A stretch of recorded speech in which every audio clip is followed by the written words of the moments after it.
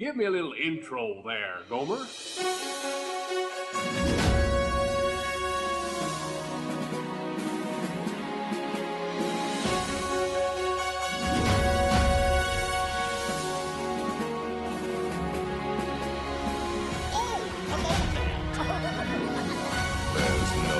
turning back now. Let's put on the show. You're listening to the Station 71 podcast. My name is Mario, and this week I'm joined by my co-hosts, Beth? And Brian. So we've got a fun history lesson from Dr. Brian in the Disney University. Oh, wow. I got my doctorate between the last one I did. But as always, we've got a lot of catching up to do. It looks like we have some housekeeping and some news here. Let's dive headfirst into our news discussion. First one here is kind of an interesting one. We've got Disney loses Pop Warner cheer, dance, and football to Universal due to COVID-19 pandemic.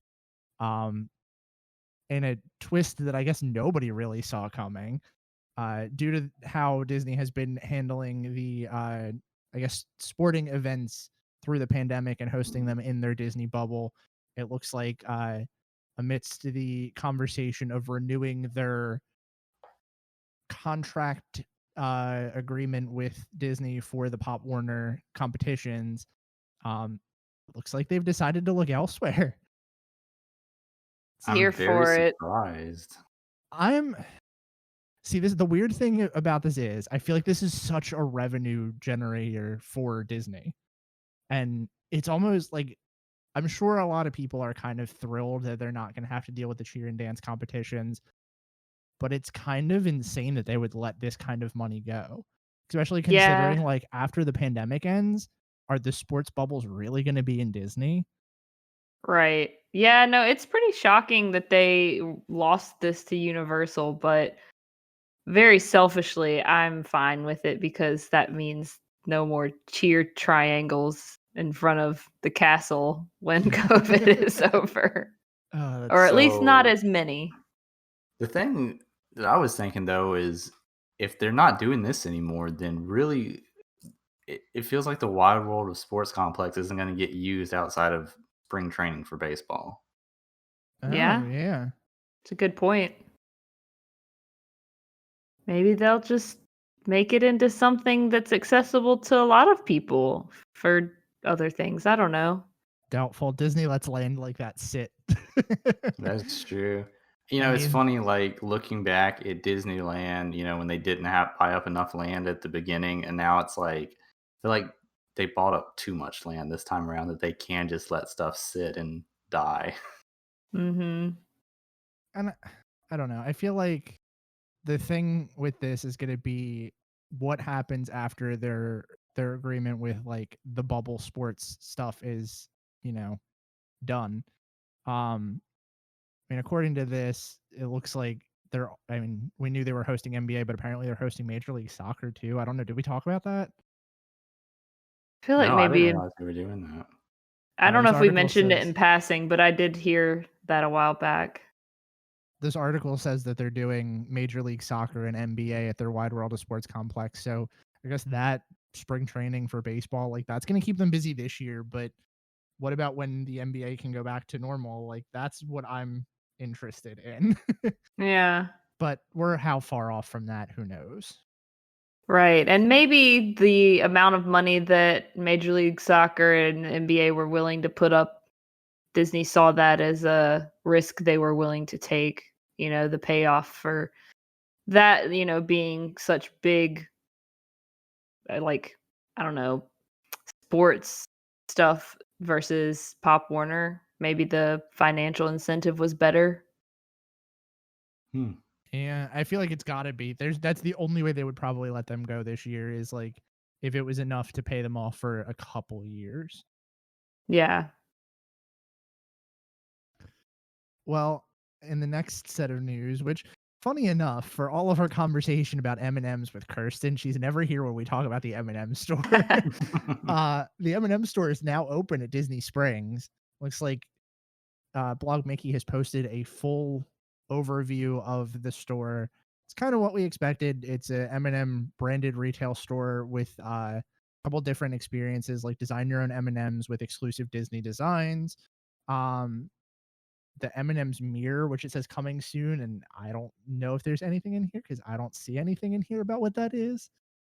But It's yeah. where you can make your own like version of yourself as an M&M, I think is kind of the gist of it. Like an emoji Interesting. type of thing. Yeah. I am sad that our M&M aficionado Kirsten isn't here, you know, considering she eats like a handful of M&Ms every day. I'm sure she would have something to say about all of this. But Well, it looks pretty cool overall. Yeah. I'm going to ask the question that everybody wants to know. Do they have the crispy M&Ms there? I think they do because they have the M&M tubes around the store, like the one in New York does, where it's all different kinds of M&Ms. So I can't imagine they wouldn't.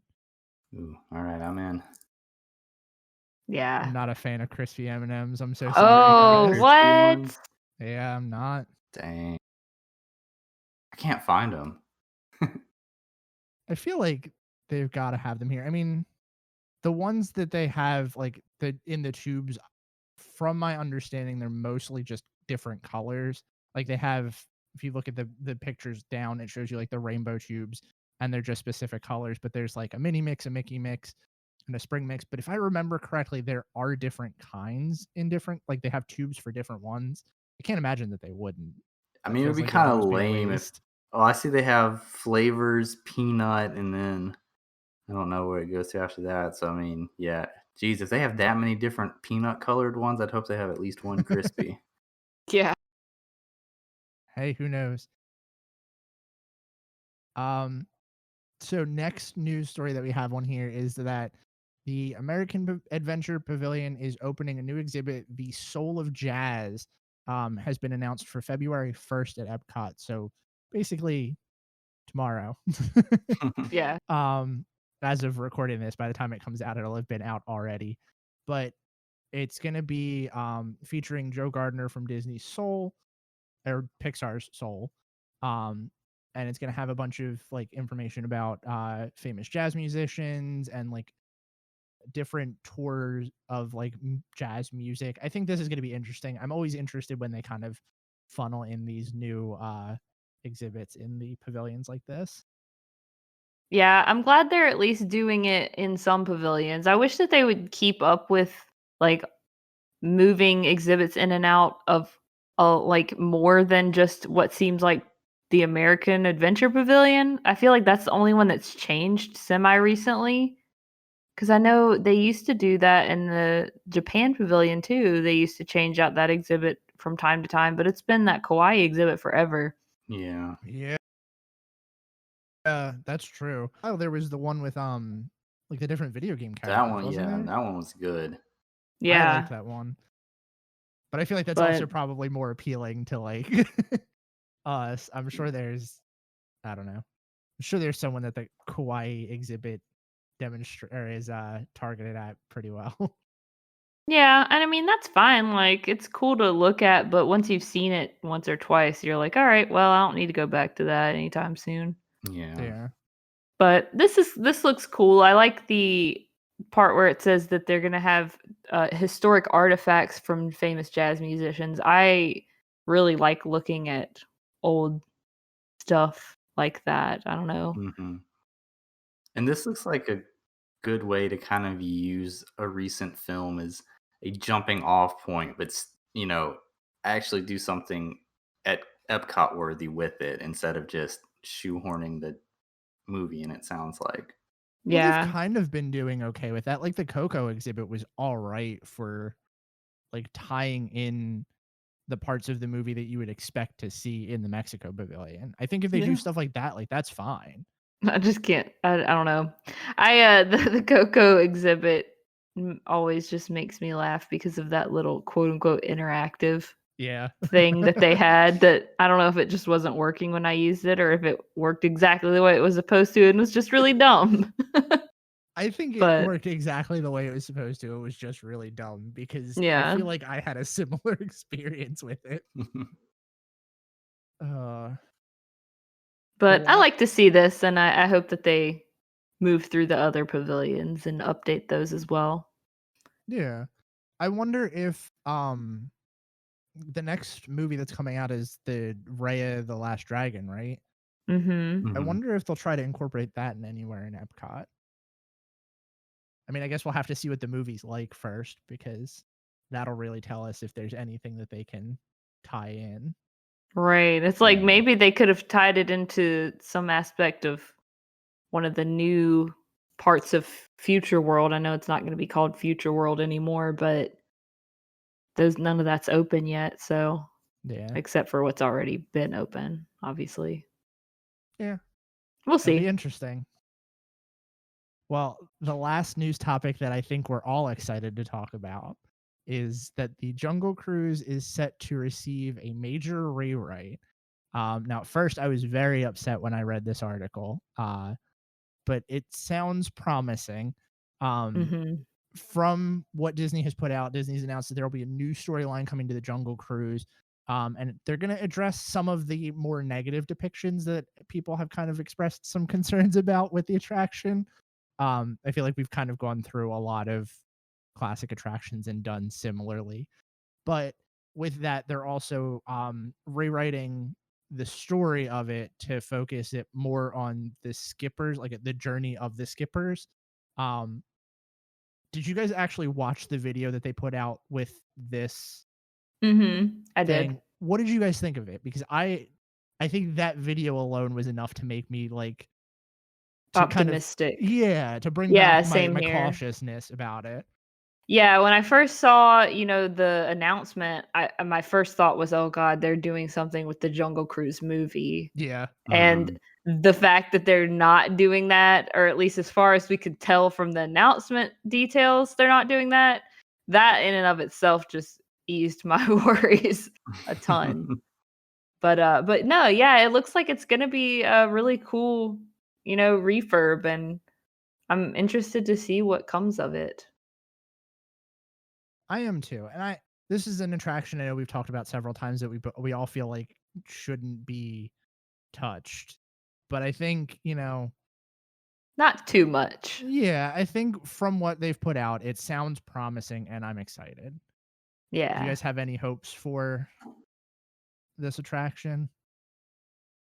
Well, I know that we talked about it semi recently as far as the animatronics go, and this is a little bit, I don't know if this is backwards thinking or not, but I feel like we all kind of agreed that hopefully they don't add in like super cool updated animatronics because that's going to make everything else look really old and crappy. Yep. Yeah.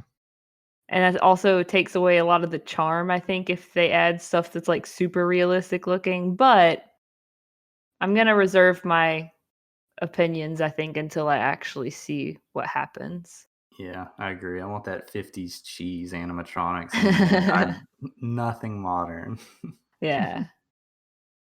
Um, the one thing that I am kind of nervous about with this is I'm worried that they're going to get rid of Trader Sam.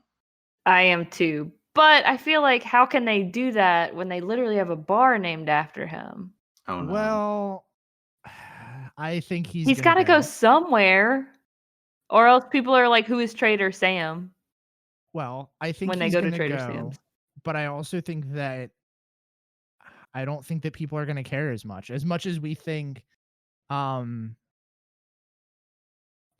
as much as we think that like this is gonna, people are gonna care about Trader Sam and are gonna wonder like who he is. I don't think anybody outside of like the Disney fandom really cares about it that much. And even with how Trader Sam's is, they could always tie little bits into like the menu or like different decor around the actual bar to like bring the conversation about him back, but in a less I guess racy way. Yeah, Yeah. I'm wondering if we get kind of like a red style makeover for him where it's, Mhm. perhaps a more modern and less jarring depiction. I think that's what's And gonna end up happening, if anything. Yeah. Which I would be okay with as long as he's still the head salesman, you know? Yeah. I don't know. I'm indifferent on if they should or shouldn't keep him, but I feel like that's kind of a unpopular thing. They can do it in a way that's tasteful, but still like he pays respects to what the fans want. Yeah. Yeah. Before we dive into our housekeeping stuff, I want to make a mention to ask you guys, and I know this is going to end up post show. Did you hear about the Eric Idle drama on Twitter? Oh my Yep. God, yes. Okay, we need to talk about that later. Yes, let's talk about that after we finish recording. I Yes. would love to. Anyway, so that's pretty much it for the news. Unless you guys have anything you want to chime in on about the Jungle Cruise.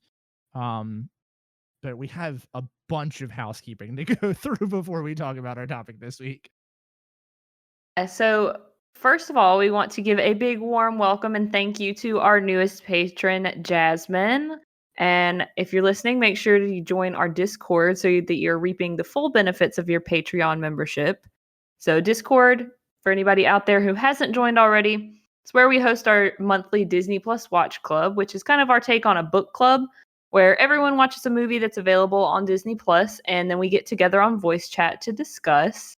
And so far, we've done everything from Hamilton to Halloween Town. And our movie for February coming up is going to be Cool Runnings, which I've never seen before. So I'm excited to check that out.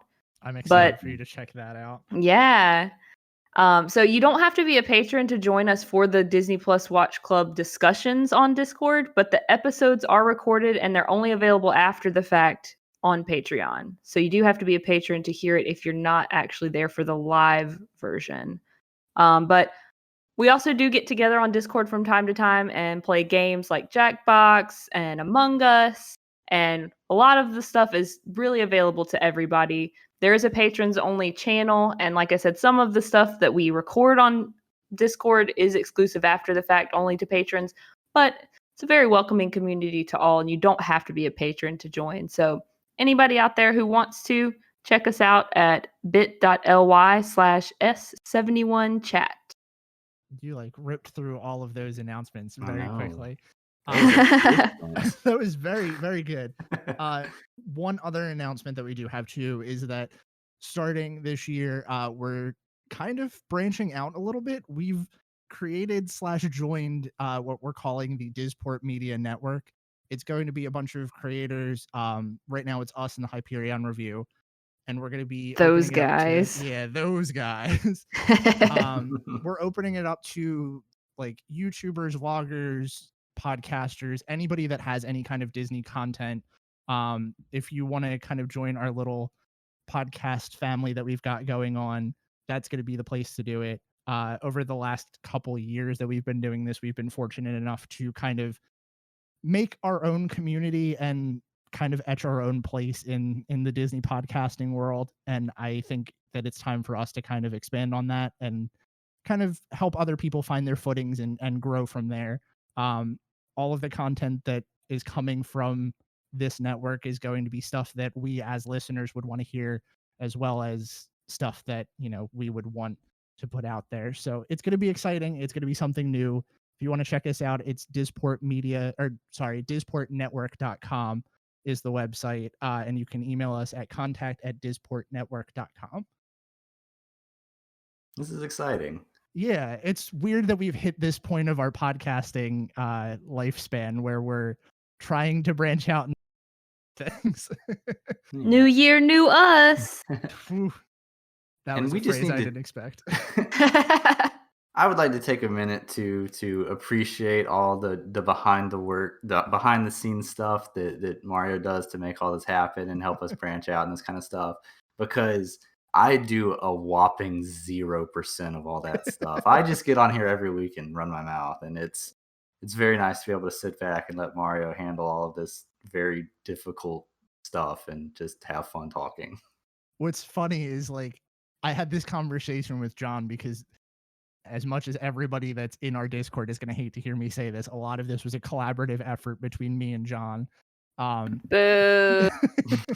But having the conversation with him and like talking about different aspects of the website and the network we wanted to kind of bring out and things that we wanted to do with this, a lot of this stuff is stuff that I find really fun. And I would like draft up a website, send it to him and be like, what do you think? And he was like, how did you do this in an hour? And I'm like, because I had a couple hours to sit down, look at it, and I learned some new things. So stuff like this is always fun for me. And you guys always are like telling me that you don't know how I do it, but it's fun. It's never work when it's fun. Well, that's awesome. Well, Brian, I feel like we each do our part in a different way, especially you as our resident historian. Damn, Beth killing it with the segues. You're on fire tonight, Beth. Yeah, so speaking of the fun stuff that we like to do for the podcast and also me running my mouth, we have another history episode this week. And this week we are doing another, what are we calling these? Imagineer Spotlights? Do we ever come up with like an official name for this? That's what we're calling it. All right. Oh well, that's not what it's called in the title, but we could change it if we need to. No, you're fine. I was just coming up with something clever, but that is clever. I like that. Nice. But yeah, this week we are taking a look at the one and only Rolly Crump. And before I go into this, I just want to say that I do love doing these history episodes, and I definitely love learning about the Imagineers as we go through this. But one of the other kind of tangent points that I really enjoy about doing these research episodes is kind of getting a different perspective on Walt from the different Imagineers every time we do this, and what things that they, found similar about him, things that they found different. And it was very cool because with Rolly Crump, he had a lot of quotes and stuff, and had a lot of of interviews and stuff where he talked about his feelings on Walt, which I wanted to include in here because that was a very cool side point. That it was very cool to get his interpretation of what it was like to work with Walt. So, but not to make it all about Walt, we are going to be focused on Rolly this week. So I'm going to dive into it. Rolly Crump was born on February 27th, 1930 in Alhambra, California. I don't know if I'm saying that right. I don't know if that's a popular city, but that's what I got. And try as I might, I really looked into it. Was not able to find much on his early life. So I know a lot of times I spend probably too much time on that when I do these. We're gonna skip ahead to the good part. Almost. The one thing that I was able to find out about him before he came to work at Disney was that he was a dipper at a ceramics factory. For those that don't know what that is, if you've ever gotten glazed pottery or ceramics before, they get dipped in that stuff before, they're, what do you call it, kiln baked or whatever. He was the guy that did the dipping, and that sounds like a very monotonous job. So wanting to get out of that, he actually was willing to take a pay cut in order to come to the Disney Animation Studio and kind of get his foot in the door to get started. So when he was 22, which was in 1952, he got hired on at Walt Disney Animation. And his first job was an in-betweener. And if you don't know what that is, back when they were doing all hand-drawn cell animation, generally your lead animators would sketch and draw the cells where big action points were happening. So for example, say somebody was running and having to jump from one box to another in a scene. Well, generally what would happen would the main lead animator would be the person that drew, say, the cell as the person was jumping off, and then maybe the one as he was like coming down landing. but all the action that happens in between that would get handed off to the in-betweener. So that's where they got their names. They did all the in-between animations from one big action point to the next. So it's kind of a low-level job. It was obviously the lead animators were the ones that got the more important things to do. But Rolly was wanting to get his foot in the door and kind of build his resume, so he was willing to take this job and get a start there. It's funny. After he got kind of big and stepped up and became better at animating, he was able to move up and he became an assistant animator. And at that job, he worked on Peter Pan, Lady and the Tramp, and 101 Dalmatians. Um, and after he he had kind of reached a better stage in his life, one of the other animators, Peterson, sorry, came up and told Rolly, you know what? When we hired you on, you showed us literally the worst portfolio of anybody ever hired into the animation studio. Oh my gosh. So Rolly was, even admittedly not a great animator. But I think it's interesting to note that too, because who else do we know that said that he himself was not a really great animator, but still went on to do great things, Walt. So it's very interesting that he was able to be hired as an animator, even though he had an awful portfolio. Couldn't animate that well. But, as usual, we see Walt seeing these skills that people have. It's almost like he had a sixth sense for this. And that definitely turned out with Rolly. Another thing about Rolly was that even though maybe his animating skills weren't the greatest, he did do other artistic things. And for whatever reason, he had this fascination with propellers.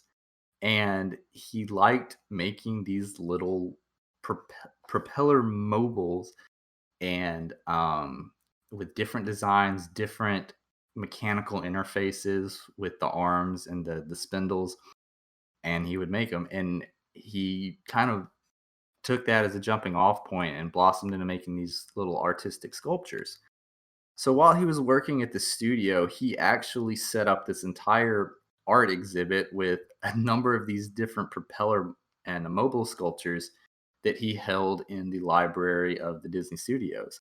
And Walt actually came and to see it, and he was really, really impressed with the designs that Rolly came up with, and he loved the style of it. He obviously loved that it was kinematic. There was motion, like literally happening, not just appearing to happen. There was motion happening with his art, and even more than that, he loved all the vivid colors that Rolly would use in these things. So this was kind of the first inkling that Walt had where, hey, this guy is going to be able to do something more than animation with his future in this company. And that obviously turned out to be true. In an interview a couple years ago, Rolly was asked about this show that he did and, Walt's take on it. And he said, quote, I think he loved the feeling of all these little things animating and then looking at them and seeing each one was different and each one had a lot of imagination in it. So I think it really intrigued the hell out of him. He was looking for people that had imagination, and I think that's one thing that I had to offer. I wasn't that good of an artist, but my imagination of doing these strange little things, that's what Walt wanted. And, it's cool because Walt did. He kind of found these little niche things that each of his Imagineers were good at. Like when we talked about Bob Gurr had this mechanical mindset and like cars. So he kind of just said, run with that, make something with that. And very interestingly enough, Rolly had this fascination with these kinematic sculptures and propellers, and Walt did kind of the same thing with him in the future. Nice. So, as work picked up on Disneyland after its opening, there was a need for more work or more support at WED, and he was needing to bring in more Imagineers. So uh, Walt saw that Rolly had a future with this, and he decided to bring him over to WED in the late 50s. Um, and in the same interview where he discussed the look back on the art show that he put on, he was asked, what was it about Walt that made him such a good leader? And he said that he was the best casting director that ever lived. He knew exactly who to put on what, and he had some very unusual theories. A good example was he'd always have two guys working on a story that were in conflict with each other. He always felt he'd get a better end product if you had two of them kind of arguing about stuff rather than both of them agreeing on everything. He felt that it would boil the end product down to a better surface, and that was obviously true, and I have a good story for that in the future as we move through this, so keep that in mind. But we saw that with a lot of the different, especially early Disneyland attractions, that Walt would do this, put people with conflicting ideas. We saw it a lot in the Haunted Mansion with other Imagineers, and we'll see it again with Rolly.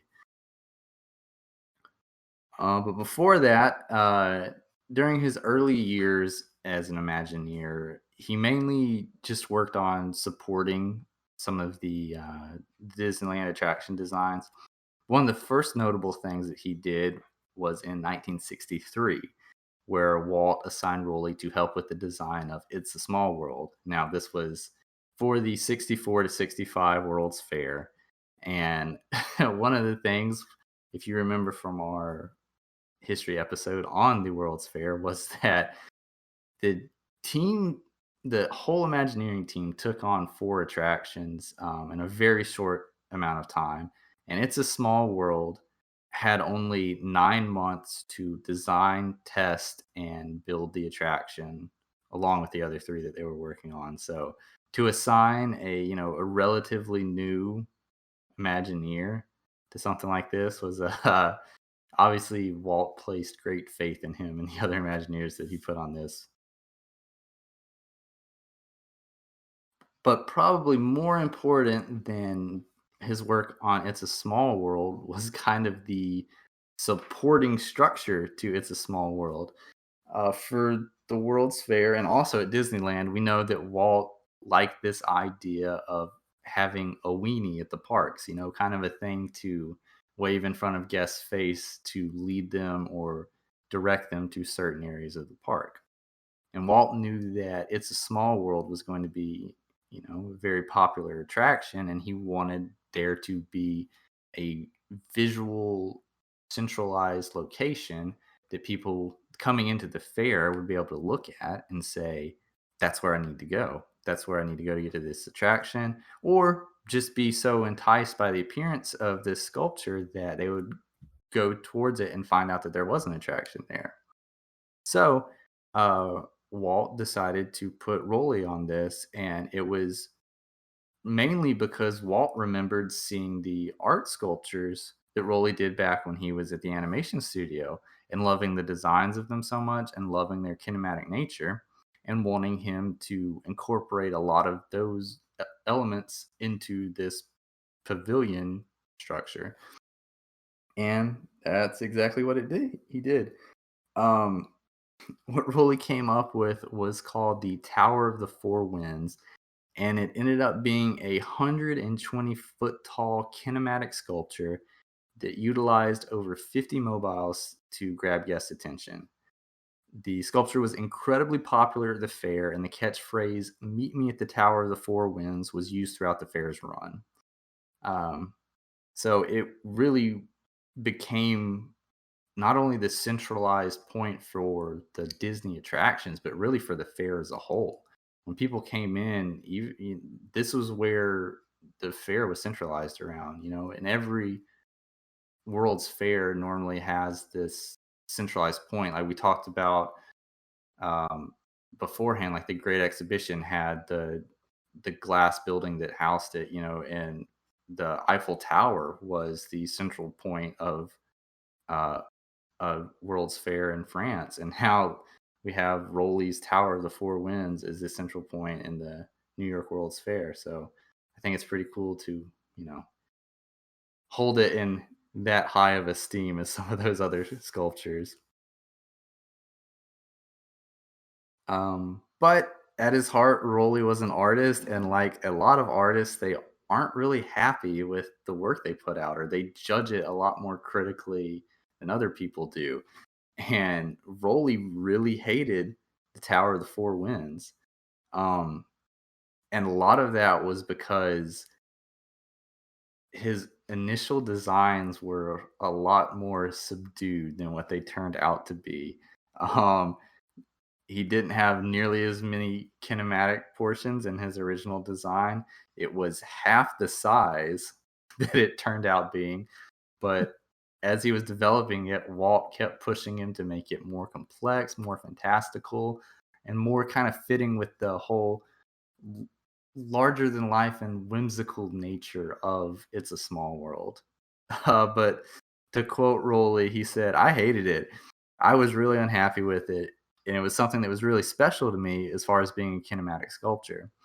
I drove Walt down to show it to him, and he took one look at it and said, "Well, Roland, what do you think?" I said, "I think it's a piece of crap." Oh my god. Wow. He said, "It can't be a piece of crap. It cost me $200,000. Besides, I like it." I was upset that it was so different from my original model. Well, Walt understood my concerns with it, but he spent over $200,000 on the thing, so he had it shipped to New York and installed. The people visiting the New York World's Fair had no idea that the pipes were twice the size that I had planned, and it was actually a popular attraction. They even created the catchphrase, "Meet me under the Tower of the Four Winds," since you could see the tower from almost anywhere at the fair. That just goes to show that Walt really knew what he was doing, and he knew which people were the right fit for the job. So again, we get this cool, you know, look at Walt where even though he really stepped over what Rolly's initial ideas were for this tower, when he looks back, you know, Rolly says, well, he was right. Like, Yeah. he was the master visionary. And even though Rolly had more of the technical skills, do the design work on it, you know, Walt had the grander picture in mind and was able to really bring it to kind of the culmination of what it became.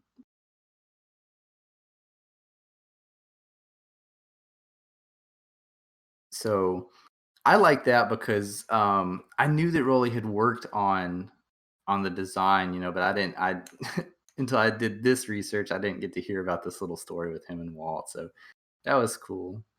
Um, Yeah.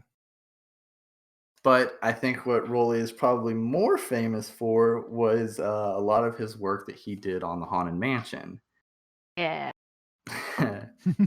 So some of these stories I'll kind of double dip into because I know we talked about them during the History of the Haunted Mansion episode, but some of them are too good not to touch on again. But during the initial development of the Haunted Mansion, uh, Walt tasked Rowley to work with Yale Gracie on coming up with just some of the initial ideas of the Haunted Mansion. Um, and when I say initial ideas, I'm talking basic storylines, what type of attraction it was going to be. Was it going to be a walkthrough? Was it going to be a wax museum? That kind of stuff. So it was very, very early iterations of the Haunted Mansion. And as they were working, you know, we talk about how the Haunted Mansion's development really got split into kind of two teams where some people want it to be whimsical and funny and other people wanted it to be more serious and actually scary. And Rolly was definitely on the side of wanting to do things more scary. And as he was working on some of the concept art, he wanted to add like surreal art and decor to the mansion and add some more unsettling stuff into it. And he was really trying to build on not necessarily having specific, um, you know, moments in the attraction at first that were scary, but just have scenes that set up a more foreboding attitude or aura, I guess I should say, in the attraction. And as we know, as it went over time, they kind of ended up being a blending of ideas. But even from the very early culminations of the Haunted Mansion, Rolly was on Team Scary. And as we talked before about how good Walt was about assigning people that didn't like working together to work together, he did that with Rolly on the Haunted Mansion too. So one of the other Imagineers that was kind of heading up the overall design of the project at the time was Dick Irvine. And Rolly openly admits that he and Dick Irvine did not get along very well at all. Um, and when they were trying to come up with some of the initial gags and some of the initial concept ideas to show Walt, Dick gathered up all of the Imagineers that were working on the project at the time and said, "Hey, bring sketches. If you have like storyboards or if you have any kind of models or anything, bring them all. We want to set up a display for Walt to walk through and let him, get a good overall feel for this kind of stuff." So Rolly made a number of sketches of these really creepy, surreal, different figures and characters that he came up with, and he gave them to Dick to set up in this room, and he basically took them and like stuffed them in a corner because he was not happy at all with what Rolly came up with. So they bring in Walt to look at all of these things that they have come up with. And what was initially supposed to be a quick walkthrough to give the basic ideas of where they were wanting to take the attraction, it ended up turning into this 3 to 4 hour meeting that Walt had um, in order to try to dial things in. So he's talking to Dick and he says, after he's seen all this, "Is that it?" And Dick says, "Yep, that's it." And Walt says, "Well, hey, what's this stuff over here in the corner?" And he says, "Okay, well, that's something Rolly did." And Walt says, "Well, what did Rolly do?" And Dick says, "We don't know. Why don't you go ask him?" So Walt comes up to Rolly and says, "What did you do?" And from now, I'm just going to read this because this was a quote from Rolly in one of the interviews. And he said, "I don't know." He said, talking about Walt, "Well, let's talk about it." I started talking him through all this stuff, and he kept saying, "Well, how are you going to use that?" And I said, "I don't know." And he said, "Well, why did you do it then?" And I said, "I felt we needed more imagination in the mansion." And then I took him through the different movies that I had seen and how I was impressed with those and felt that some of the feelings should be in the mansion. So we went back and forth for quite a few, I don't know, maybe 5 or 10 minutes, with me always saying, "I don't know." So he said, "That's it. I'm out of here." And he got up and left. Well, the next morning I came into work at 7 o'clock and he's sitting in the chair at my desk. I came in and I said, "Oh." And he was still dressed in the same clothes he had on when he left. And he said, "You son of a bitch." And I said, "Ooh." And he said, "No, no, no. I just want you to know I didn't sleep last night. All that crazy stuff you showed me, I couldn't sleep." So he said, "I laid there and I thought about it and I thought about it." And he said, "Now that I've figured it out, I want to know what we'll do with it." And I said, "Oh, okay. What are we going to do with it?" And he said, "We're going to make a museum and we're going to put all the weird stuff that you want. We're going to put it in a museum. And when people leave the Haunted Mansion after they're gone, they can go through the Museum of the Weird." And I said, "Wow, that's kind of neat." So this was the initial idea and what started as Museum of the Weird, which I know we talked about in the Haunted Mansion episode, but it was meant to be this kind of side project that went along with the Haunted Mansion. And because so much of the stuff that Rolly came up with was very, very odd, almost kind of like a freak show, that Walt didn't feel like a lot of it would fit in the mansion just because of the theme that they were kind of building. But he loved all the stuff that he had, so he wanted to have this secondary, let's call it mini attraction that went along with the Haunted Mansion that could house this stuff. And even though we now know that this whole concept eventually got axed, a lot of the initial ideas and character designs that Rolly came up with found their way back into the mansion in one form or another, which is, like we always say, no good idea at Disney dies. It just evolves into something else. But probably the most notable thing that Rolly worked on for the mansion was the large number of effects that he and Yale Gracie came up with during the development of the attraction. Uh, and some of the most popular ones are the marble bust in the library, Madame Leota's floating head, and of course, the Pepper's Ghost illusion in the ballroom, which still to this day the greatest effect in an attraction. Fight me. Iconic. Yeah, I So I would good. agree. And a lot of the stuff, that they came up with was really cool practical effects. And my favorite story about them working with this was that Walt gave Yale Gracie and Rolly Crump a room at WED to set up these different illusions and try them out and see which ones worked, which ones didn't, and actually, have a tangible place and tangible things to work with.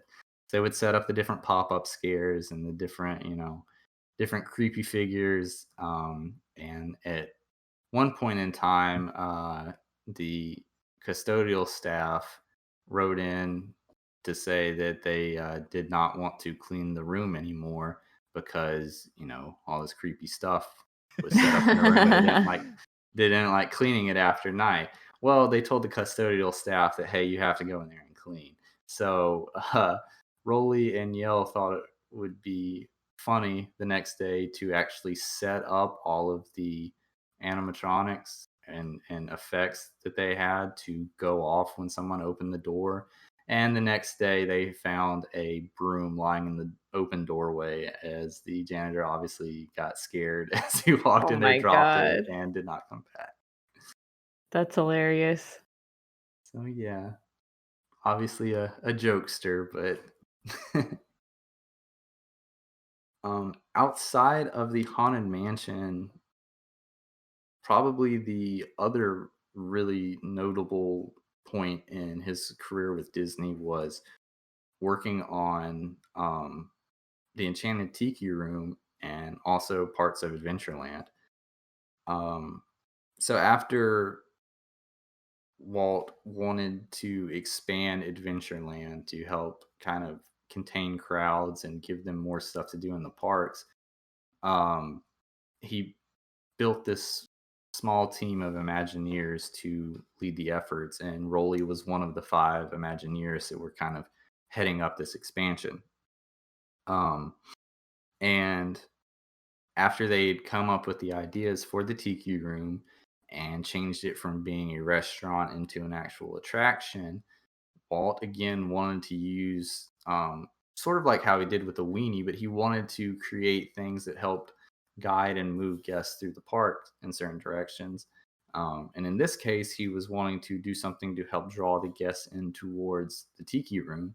So he had Rolly come up with a number of audio animatronic tiki figures outside of the attraction that would interact with the guests and entice them to come inside, sort of like the Barker Bird. And not only did Rolly come up with the characters and storylines and the scripts for them, but he actually did the carving for the tiki figures. And um, one thing I haven't mentioned till now, but Rolly was a very, very good carver. He not only did the tiki figures on the outside, but a number of stuff on the inside of the attraction. I don't think that the Tiki Room would really be the Tiki Room without the artistic touch that he put on things. But he carved almost all of the tiki heads inside of the attraction, the central fountain, and most importantly, the birdmobile that is the centerpiece of the entire thing. It's so impressive. Yeah, Mhm. definitely. Yep. And throw it back to the Tiki Room history episode that we did. My favorite thing to learn when I did that one was that Rolly actually carved the birdmobile in place in the Tiki Room. Wow. And I thought that was really cool. Like, it wasn't made Yeah. outside and put in there. Like, he got up on a ladder every day and hand carved the thing, which is just insanely cool. Yeah, definitely. It's a lot more talent than I have. That's for sure. And of course, with Rolly bringing in all of this tiki theming, a large portion of the decor and just the overall atmosphere in Trader Sam's was based off of the stuff that he brought in for the Tiki Room. So, got to give him a big shout out for that.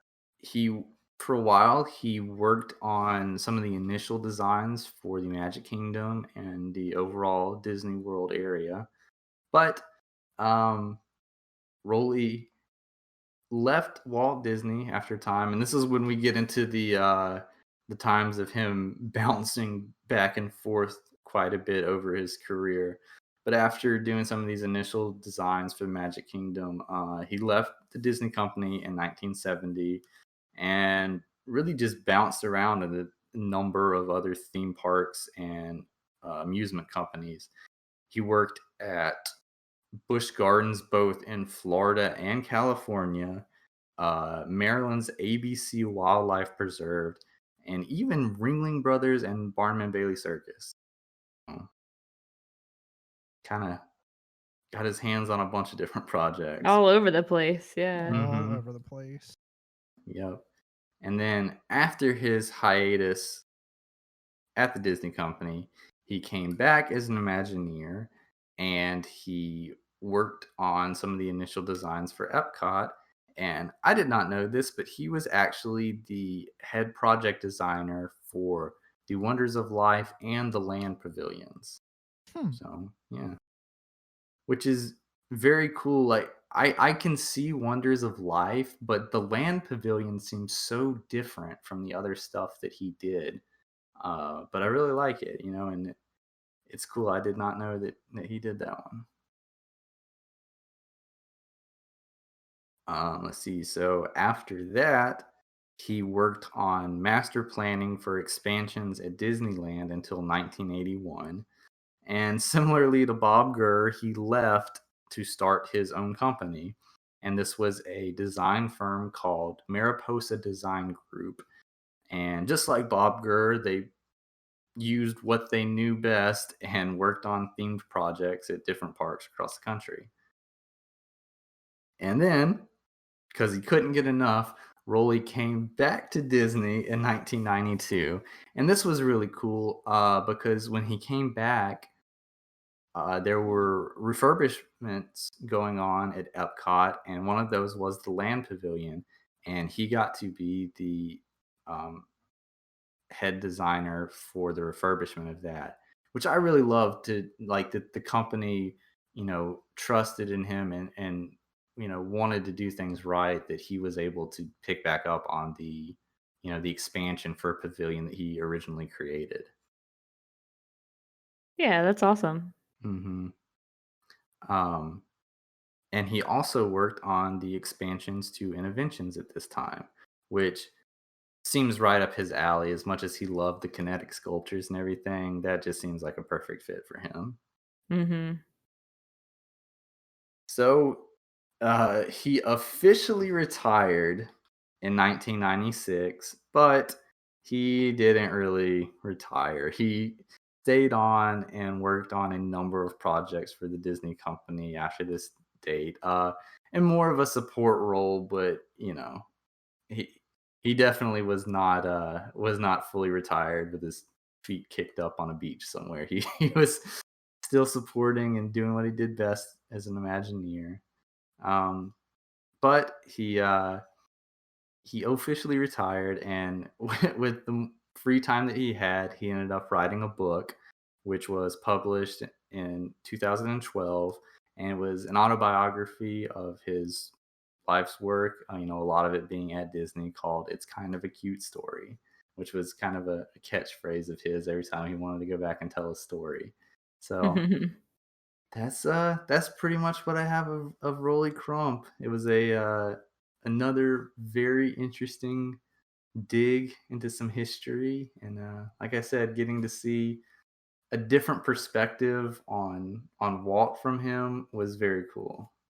Well, if you don't have anything to add, I actually have something to add. If Oh, anybody out there is interested in some further reading aside from It's Kind of a Cute Story, this is my chance to plug the Disney Marvel comic series Seekers of the Weird, which is an excellent comic series, and it is based entirely on Rowley's concepts for the Museum of the Weird and even features a character named Roland in his honor. that's awesome. It is awesome. So, highly recommend that. And just like before, another idea that didn't die, you know? Yeah, It exactly. lives on in some way. That's really cool. Yeah, and it even goes as far as to use some of his concept art as characters in the series. So, that's really awesome. That's cool. I'll have to check those out. I think the Seekers of the Weird comic was really good. I thought it was neat. Mhm. And I think he does a foreword as well, Rolly himself, Oh, which neat. is fun. So, I haven't read it in a while. I need to go back and read those again. That's cool. Yeah, I was never really big into comic books, but when the Haunted Mansion ones came out, I picked those up and I was like, "Oh wow, I really like this." So, Mhm. I think that's such a Yeah. good format for all of those stories too. I think they Mhm. worked really well. Yeah, definitely. It's you want to have as much visual stimulation for those types of stories as you can so that you can get the full picture, so to speak. Well, cool. Thanks Yeah. for another excellent bio, Brian. I think this was Absolutely. one of my favorites that you've done so far. This was a Cool. really good Yeah. one.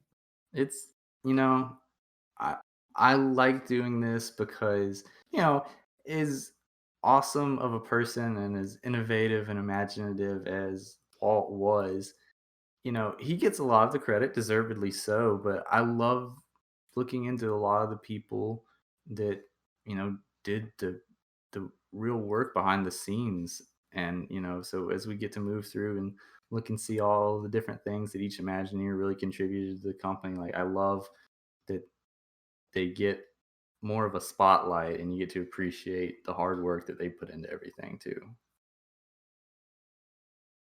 Yeah.